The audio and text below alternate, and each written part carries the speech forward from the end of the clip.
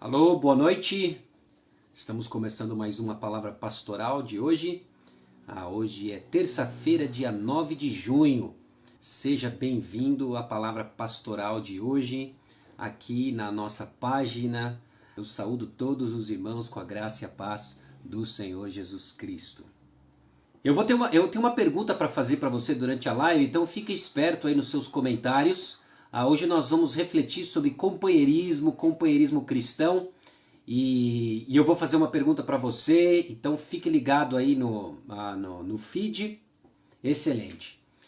Então vamos começar a nossa palavra pastoral de hoje. Eu saúdo agora os irmãos com a graça e a paz do Senhor Jesus Cristo, agora dando início oficialmente. E como temos feito nos outros dias, nós vamos começar hoje com uma palavra de oração, pedindo para que Deus nos direcione para o entendimento do companheirismo cristão. Quero trazer para os irmãos algumas reflexões, nós vamos ler um texto juntos e refletirmos sobre companheirismo. Então convido você a baixar sua cabeça, fechar os seus olhos. Nós vamos dar início então com uma palavra de oração. Vamos buscar o nosso Deus conforme nós refletimos sobre um tema tão importante na prática da nossa comunidade. Vamos orar. Senhor nosso Deus e Pai, nós chegamos diante de Ti, gratos a Deus por mais um dia de vida. Um dia que o Senhor, na sua graça, nos seus planos, na sua soberania, resolveu conceder a nós. E nós Te louvamos por isso. Eu peço ao Pai que o Senhor guie esse tempo a fim de ser um encorajamento no coração de cada um dos irmãos que hoje nos assiste, cada um daqueles que vão nos ouvir mais para frente, a pautar, ó Deus, relacionamentos e companheirismo em especial na Tua palavra. É no nome de Jesus. Amém. Irmãos, ao longo da história, cada uma das gerações enfrentou um problema. É interessante quando nós paramos para ouvir aqueles que são estudiosos da história recente, mostrando como que cada uma das gerações enfrentou um grande dilema e elas se propuseram de alguma forma encontrar uma solução.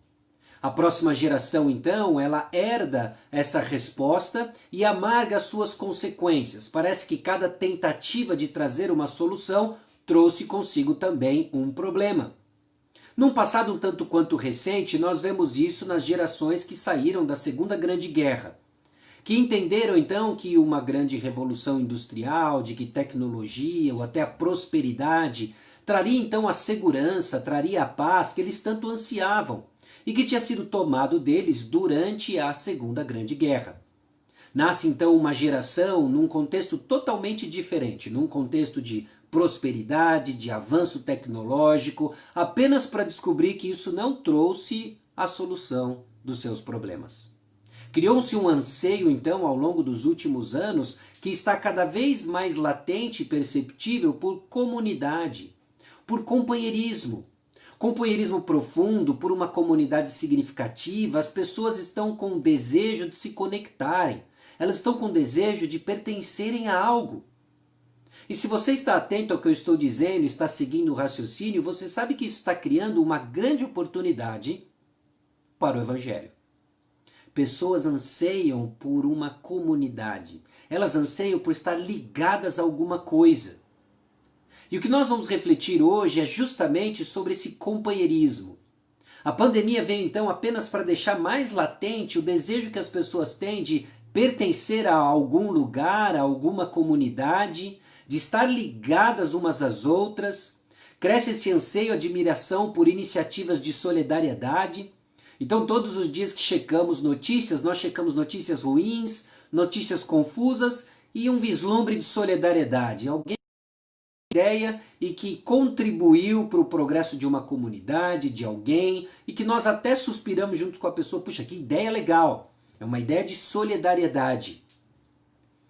Agora, quando nós paramos para pensar em termos de companheirismo, solidariedade, comunidade, e a falta que essas coisas têm na vida das pessoas, nós precisamos nos perguntar, e aqui está a minha pergunta para você, ao redor do que normalmente as pessoas buscam companheirismo. Se você fosse pensar agora naquilo que na primeira coisa que vem na sua cabeça, ok? O que normalmente marca o companheirismo comum das pessoas? Pare e pense aqui comigo, e eu estou lendo aqui os comentários, do que você acredita que está marcando o companheirismo das pessoas. Nesse mundo aí de pandemia, nesse mundo de isolamento social, as pessoas buscam por respostas, elas buscam por algum tipo de companheirismo ao redor do quê? Pare e pense um pouco sobre isso. Será que nós estamos falando de afinidades? Afinidades, né? Pessoas buscam companheirismo ao redor de afinidades. Afinidades e gostos pessoais. Tá aí um exemplo, né? A torcida de futebol. Existem os companheiros de torcidas de futebol e eles têm uma afinidade, eles têm um gosto por esporte, afinidade por uma equipe e assim elas constroem companheirismo ao redor de torcida de futebol. Você consegue pensar mais alguma coisa? De que as pessoas criam necessidade, né? Companheirismo. Né? A Josefa colocou a preocupação com a necessidade do outro. Sem sombra de dúvida, esse é um valor cristão e nós vamos ver justamente na passagem de hoje. Mas a gente também concorda de que isso, sem a perspectiva de Cristo, cria pessoas bem intencionadas na prática do bem, de companheirismo. A gente vai ver que o companheirismo cristão ele vai no nível ainda mais profundo que isso, né? Ou pessoas que têm um companheirismo meramente circunstancial, né? Circunstancial. Por exemplo, vizinhos. Você tem um companheirismo com o seu vizinho por circunstância. Você mudou de lugar e de repente o seu vizinho está aí do seu lado e por circunstância você tem um companheirismo, né? Ou colegas de sala, se você é estudante, não é? Colegas de sala, colegas de trabalho, você tem um certo companheirismo com o seu colega de trabalho. Circunstâncias criaram o companheirismo, né? Pessoas colocaram até interesse pessoal, né? E é verdade, pessoas criam companheirismo por interesse, né? Ou pessoas com filhos da mesma idade, olha aí, circunstâncias, Abel colocou pra gente pessoas com filhos da mesma idade. Então nós percebemos que circunstâncias geram companheirismo. Ele pode ser circunstancial, providencial, temporário, alguns duram até mais, e quando eles duram até mais é porque eles encontraram outros valores e valores ainda mais profundos. Paulo escreveu uma carta aos Filipenses e ele nos dá uma série de pistas sobre um profundo companheirismo que ele desfrutava com esses irmãos. E na passagem em particular de hoje, ele vai listar 2 exemplos de companheirismo. 2 exemplos de companheirismo. Filipenses capítulo 1, versículo 7, o apóstolo Paulo nos dá pistas do relacionamento que ele desfrutava com os filipenses. Presta bastante atenção nisso daqui. Aliás, é justo que eu assim pense de todos vós, porque vos trago no coração, seja nas minhas algemas, seja na defesa e confirmação do Evangelho, pois todos sois participantes da graça comigo. No versículo 18 do capítulo 2, ele diz assim, assim vós também, pela mesma razão, alegrai-vos e congratulai-vos comigo. Participação das mesmas emoções. Paulo tinha um companheirismo com esses filipenses ao redor de algo muito valioso para o apóstolo e para os filipenses.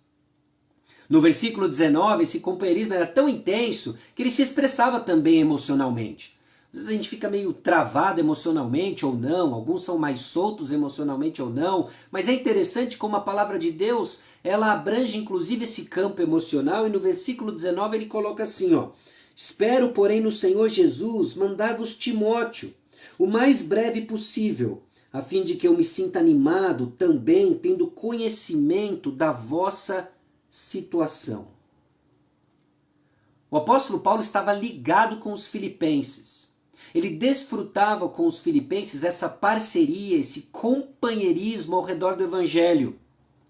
E ele tão ansiando saber notícias dos irmãos, ele manda um WhatsApp companheiro.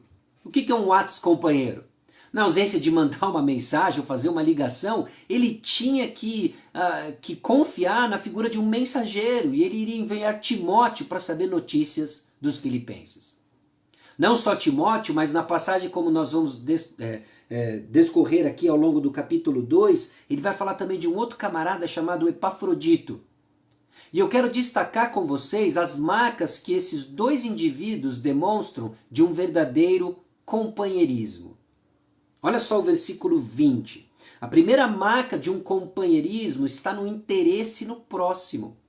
Colocaram aqui na lista, né, e eu li, além de circunstâncias gerais, como até café foi dito aqui, né, ou o medo da solidão leva as pessoas a companheirismo, mas alguém colocou também, né, duas pessoas colocaram, pelo que eu li aqui, de interesse por pessoas, né, e Timóteo justamente demonstrava isso. Olha o versículo 20. Porque a ninguém tenho de igual sentimento que sinceramente cuide dos vossos interesses. O apóstolo Paulo fala de igual sentimento, é uma ideia de um pensamento igual ao que ele tinha. Timóteo faria o mesmo trabalho que Paulo faria se ele estivesse com os filipenses.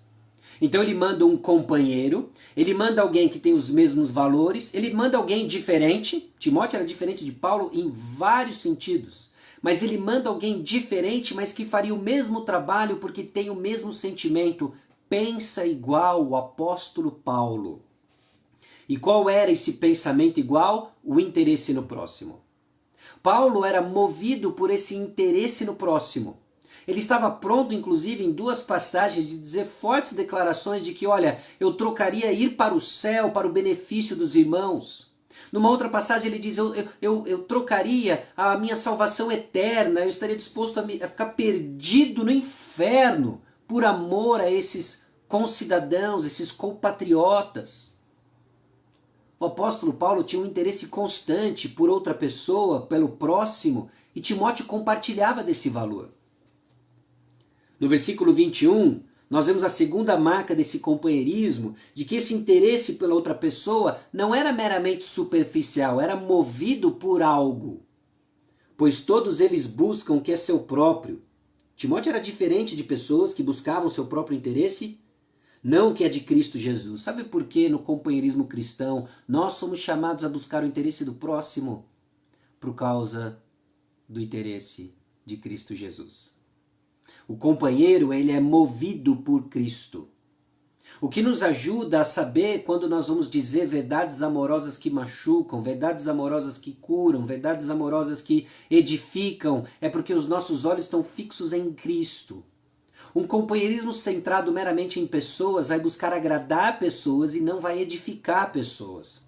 Um companheirismo centrado em Cristo vai ter momentos que vai agradar pessoas e vai ter momentos que vai machucar pessoas com verdades que vêm a curar, porque nem sempre o que nós precisamos ouvir é o que nós queremos ouvir. Terceira marca que Timóteo demonstrava é que ele tinha um caráter provado. Versículo 22, pois serviu o evangelho junto comigo como filho ao Pai. Paulo sabia que Timóteo já havia sido provado, já demonstrou o seu valor em circunstâncias difíceis. Ele acompanhava o apóstolo Paulo em diversas labutas, perseguições, projetos perigosos. E o que fica claro na vida de Timóteo é que ele tem um caráter provado. Aliás, esse era um dos requisitos para ele ser líder, inclusive, numa igreja. Nós vamos ver isso na nossa série de exposição em 1 Timóteo, mas um caráter provado é importante.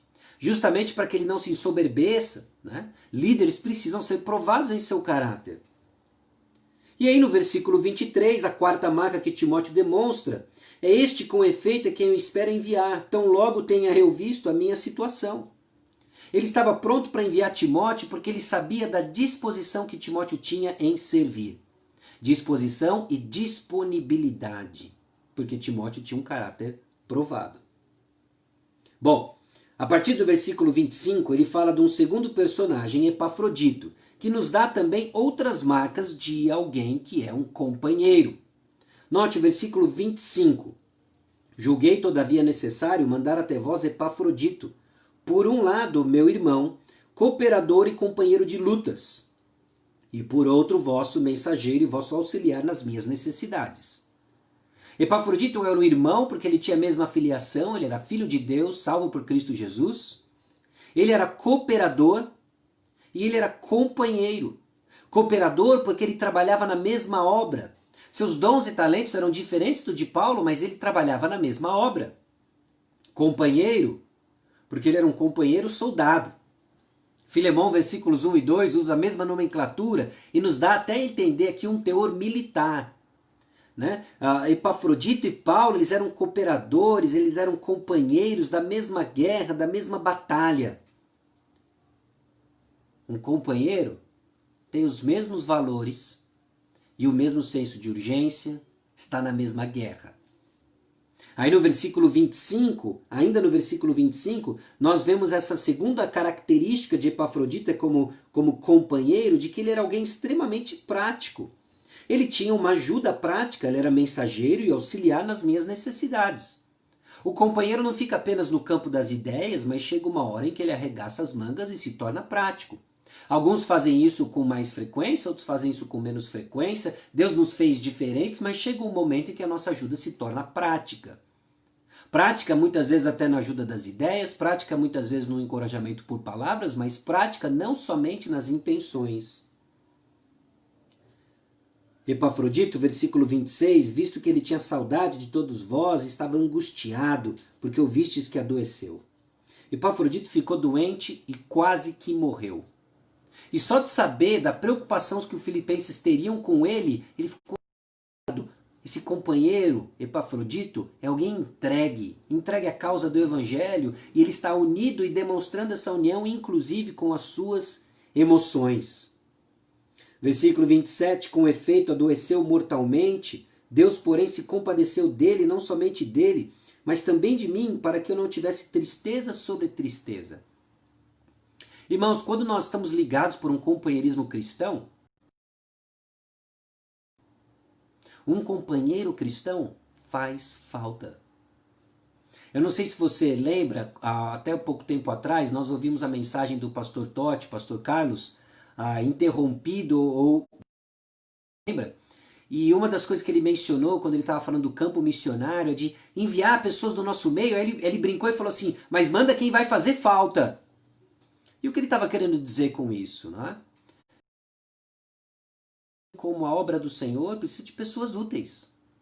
Pessoas úteis fazem falta. Então o nosso companheirismo ele é construído ao redor dessa utilidade que nós prestamos porque estamos com os olhos fixos em Cristo Jesus. Versículos 28 e 29. Por isso, tanto mais me apresso em mandá-lo, para que vendo novamente vos alegreis e eu tenha menos tristeza. Recebei-o, pois, no Senhor com toda alegria e honrai sempre a homens como esse. Bom, Epafrodito era um companheiro que inspirava a presença de Cristo. Por isso era tão agradável estar perto dele. Não era por causa da sua personalidade encantadora, não era por causa das suas tiradas, não era por causa de qualquer outra razão, senão o fato de que o seu estilo de vida, o seu caráter, o seu coração lembrava Cristo Jesus. Irmãos, todos nós temos passos para dar e crescer nessa direção. Pessoas que fazem falta não simplesmente pelo seu valor pessoal, mas porque elas cheiram Cristo Jesus. E tem maneiras tão discretas de se fazer isso. E Epafrodito de alguma forma nos lembra disso. Agora olha a última marca que eu quero destacar para você sobre o companheirismo cristão. E honrai sempre a homens como esse. Paulo exorta os filipenses, anima os filipenses a reconhecer o valor do companheiro Epafrodito, do companheiro Timóteo. Porque o companheiro ele é digno de honra. Por causa dele? Não. Olha o versículo 30. Visto que por causa da obra de Cristo chegou ele às portas da morte e se dispôs a dar a própria vida para suprir a vossa carência de socorro para comigo. Nós somos chamados a reconhecer e apontar homens que são dignos de honra por causa de Cristo Jesus. Não é pelo valor do companheiro de lutas e cooperador, mas o centro no qual o companheirismo é construído, Jesus Cristo. Jesus é a razão do companheirismo cristão. Não é por causa do valor dos soldados, mas é por causa do rei da batalha. Nós somos chamados a reconhecer isso. Então, quando nós reconhecemos as marcas da graça em nossa comunidade, como Paulo está fazendo com Epafrodito e Timóteo, ele não está simplesmente bajulando esses dois, mas ele está apontando a graça de Deus na vida desses dois. Quando reconhecemos as marcas da graça em nossa comunidade, nos leva a reconhecer o doador de cada uma delas. E Deus é glorificado quando reconhecemos isso. Deus tem nos dado ao longo da história companheiros assim. Você estava na live ontem? Você ouviu a quantidade de cooperadores e companheiros que Deus colocou ao longo da história da Igreja Batista Maranata e que contribuíram de diversas maneiras, com diversas intensidades, para que o Evangelho chegasse até você. Nós somos chamados a reconhecer isso. E por que hoje a gente não dá um passo prático e reconhecer aquelas pessoas que Deus tem colocado no nosso caminho para ouvirmos da graça de Jesus? Aliás, eu acho que a gente tem que dar um outro passo. Não só reconhecer as pessoas, mas apontar em particular uma pessoa. Uma pessoa que Deus tem colocado ao longo da história da nossa igreja, que tem contribuído de maneira significativa para o progresso espiritual de muitos de nós. Responsável como instrumento da graça de Deus em do apreço pela verdade das Escrituras, de nos apontar a Cristo Jesus, de que pacientemente caminhar com muitos de nós devemos reconhecer homens assim. Até mesmo quando eles completam mais um ano de vida. Principalmente quando eles completam mais um ano de vida. E nesse contexto de distanciamento social, seria ótimo se de alguma maneira a gente pudesse se reunir e expressar o nosso apreço pela vida do pastor Edson, homem digno de ser reconhecido e honrado. Por causa dele só? Por causa da estatura dele? Por causa das características dele? Não, tudo isso a gente reconhece, a gente brinca junto. O Senhor escolheu que ele representasse no nosso meio. Palavra aberta, direcionamento dado, para a honra e glória do nosso Deus. Pastor Edson, Deus abençoe ricamente sua vida. A Igreja Batista Maranata é extremamente grato pela sua vida e ministério. Os frutos da sua fidelidade por causa da graça de Deus são vistos ao longo da nossa história e vão ser ecoados ainda por muitos anos, se assim Deus permitir ou se ele cessar voltando hoje. A Igreja Batista Maranata comunica para o irmão um grande abraço. E nós vamos encerrar a live de hoje nesse contexto aqui de Facebook, orando juntos. E que Deus trabalhe firmemente no seu coração.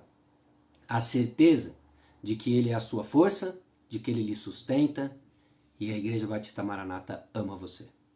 Vamos orar? Senhor, nosso Deus e Pai, nós somos gratos ao Senhor, porque o Senhor, ao longo da nossa história, tem trazido homens, ó Deus, que apontaram o caminho, apontam o caminho. E isso, ó Deus, nós reconhecemos por causa da Tua graça, e assim somos levados a reconhecer o doador dessas graças. Que o Senhor seja glorificado na vida do pastor Edson, concedendo a ele muitos anos de vida, concedendo a ele a graça da fidelidade e de um conhecimento progressivo do Senhor Jesus Cristo. E é no nome de Jesus que nós oramos. Amém. Deus abençoe você. Eu vejo vocês até daqui a pouquinho, se Deus quiser. A paz.